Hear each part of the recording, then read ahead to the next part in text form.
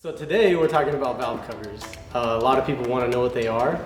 In this case, we've got a 94 325 IS with a magnesium cover behind it.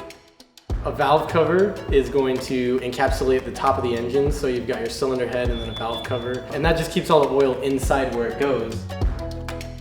This one specifically is looking kind of rough. It needs a new gasket, but it's also leaking from uneven surfaces that it gets from over time.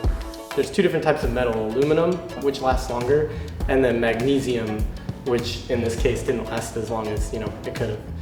Nowadays, they make plastic valve covers. Generally, they've got a crankcase vent valve integrated in them.